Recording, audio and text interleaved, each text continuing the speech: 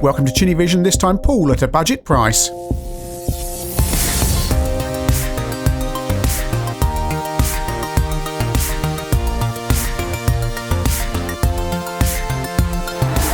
Quite a few games of snooker and pool on the 8-bit, Steve Davis's Snooker, Alex Higgins' Pool by Amsoft, and later we had 3D Pool as well. But this game's called Angleball, and with a reason. It's pool, but on an angular table. The game cost $2.99 by Mastertronic and came out on the C64 Spectrum, MSX and Amstrad CPC. As Mastertronic went through that phase of also releasing MSX versions of their games around 1987. We're going to start off on the MSX, Mastertronic 1987 by I. Heath. It's always good where the coder puts their name on the title screen. It means nobody can go around claiming they wrote Steve Davis's Snooker, for example. So we've got some options for controls and gameplay. You can play one player, two player, or against the computer. And one player, it's like you picked up a pool cue and played pool just by yourself. You can enter your name, and the computer players have names as well, and you will start off on a random table. And here's the thing, it's an angular table, you've got one extra side. I don't know why they've done this. Perhaps to make the game of pool more interesting. I suppose the idea would be you bounce the ball off the edges, but you select where you want to hit the ball, and all the balls are numbered, but you don't need to hit them in order when you're playing in this mode. And you select what spin you want by moving the dot around on the ball, and then pull the power back and hit the ball.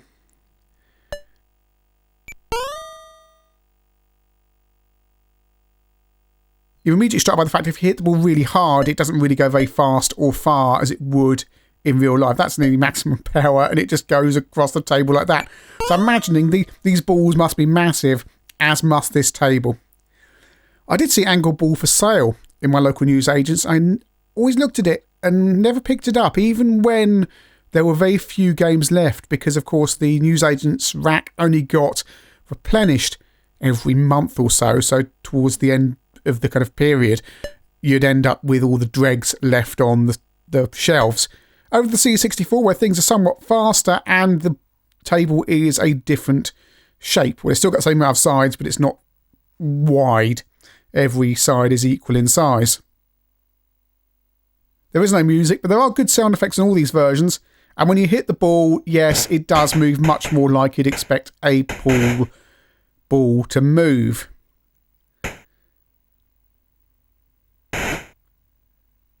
And the balls do come to a much better stop. Well, they still don't really slow down. They just move along a bit and then come suddenly to a stop. But it's not as obvious as on the MSX version. It's weird, really, because the MSX appears to be using sprites, so there's no colour clash. So there's no reason why it should actually be that slow, other than poor porting from either the Spectrum or the CPC.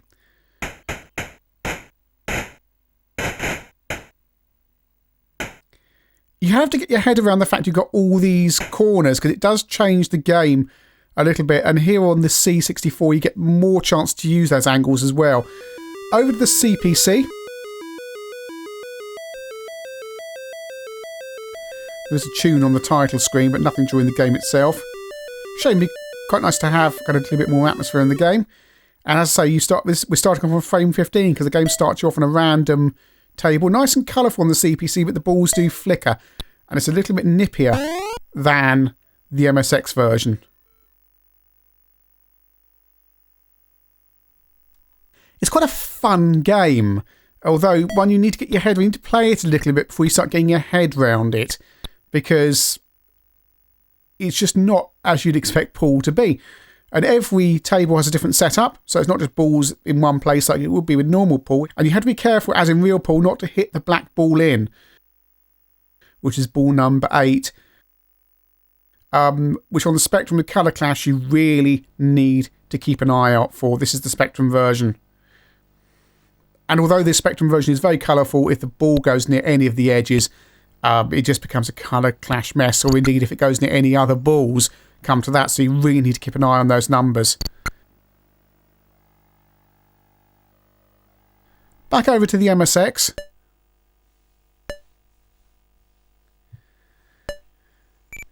And it's just, when you come back to this version, it just seems a little bit slow, even with maximum power.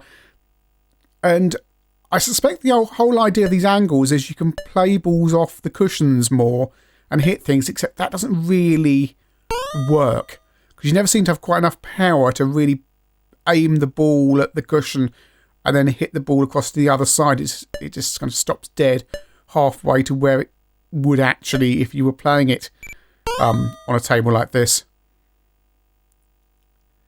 It's annoying really, because it just needs a little bit of a physics tweak.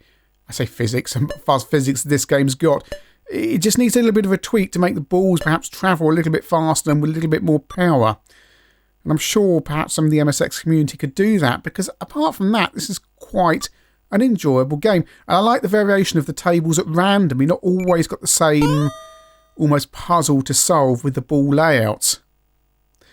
There is one thing about the game, when you're playing against the computer course, as with all 8-bit snooker games, the computer can take forever thinking about hitting the next ball. Especially if there's no options, because the computer always wants to try and pot the ball, and if it can't, it just keeps on trying to think through all the options until it comes to the least worst one. Back to the C64, and see, even with half power there, you really do whack the ball. Showing the balls aren't a little bit bigger though on the C64, but I suppose with the screen size they've got, and you can see how it bounces off the cushions much better.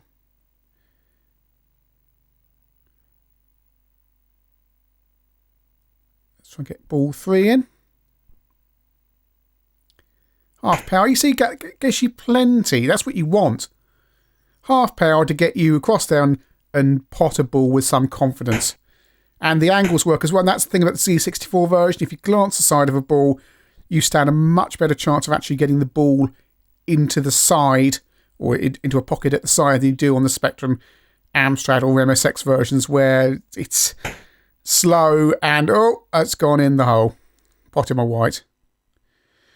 And one thing I have to say, right, how you win the tables is if you miss 3 times, you've lost. So each player's got 3 X's that appear in the status display, and when you've got 3 misses, that's it. The other player wins the table, or the first person to get all the balls in. It's basically 3 lives. And then you go straight on to the next table. And the game doesn't end if you lose a table. You just get thrown straight on to the next table. So there's this continuing challenge. Back over to the Amstrad version, which looks nice and colourful, but it seems so pedestrian. Full power there, which isn't even half power on the C64 version. We can try and get this one in from an angle. It won't go, but we can give it a try and... Oh, it might. It kind of did, but it's that power thing. You just don't have enough power. You can just glance them in, but it's... Okay, there's something about these Z80 versions, and I've had missed twice, by the way, and the opponent's missed twice. And ball 8 is hovering around the bottom there, so I don't know if I can get this one in. We can try from an angle, bit of right spin on there. No. And there's no real refinement on that spin as well. It's either right, left, or middle. You can't put it somewhere in between. So I've missed 3 times. That's probably a draw. Oh no, well done, Clive. You won this frame. Computer has won it. I do like the searing colours. The choice of the bright green for the background on the CPC version is quite... I know why they've done it, because the choice of greens on the CPC, but it's a little bit searing to see. Look at such a bright screen. It's good the balls have numbers on them as well, because from a green screen perspective, green screen Amstrad users will be able to identify the balls really easily. Whereas if you've played other CPC pool and snooker games on a green screen, you've got no hope at all. Back to the Spectrum.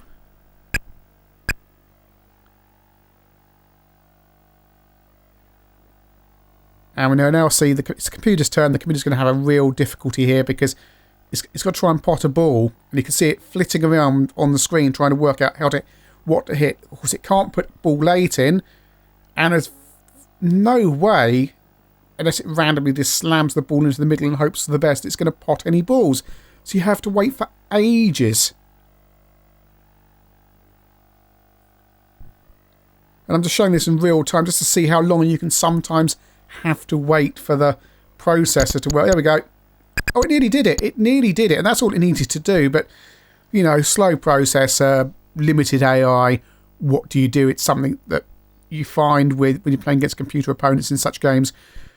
The game also comes with the frame designer on all of the versions. This is the C64 version, so you can choose any table and adjust it however you like, and then play that table. You can save it, load it for future games. It's actually a really neat feature. And you can also use it to set up trick shots, although I don't think that's the intention. You simply scoot the balls around one after the other, and then when they're all in place, you just hit store, and you then select the frame and you can play it.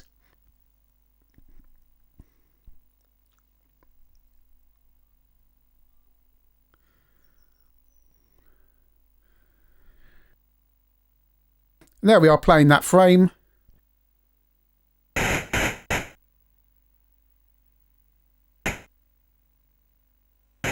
And here's the frame designer on the MSX version. Works exactly the same way. Looking back at Angleball, I think I was wrong to overlook this game in 1987. On the face of it, it doesn't seem like an exciting or playable proposition. It seems like an odd pool game. But actually, especially on the C64, once you get into it, it's a pretty neat game. Unfortunately, the Z80 versions are a little bit slow and just need a little bit more power putting into the ball, because in real life you can hit a pool ball quite hard and you just can't in this game, and it means you can't do things like ping balls off of the cushions, because of course the thing about Angleball is you've got all these angles that you're supposed to be able to play off, but you just can't on the Z80 versions. But you can do that on the C64 version. You can ping balls around and it works really well. This game might appear quite shallow on the surface, but actually it's a pretty neat and innovative game that I think has been overlooked for far too long.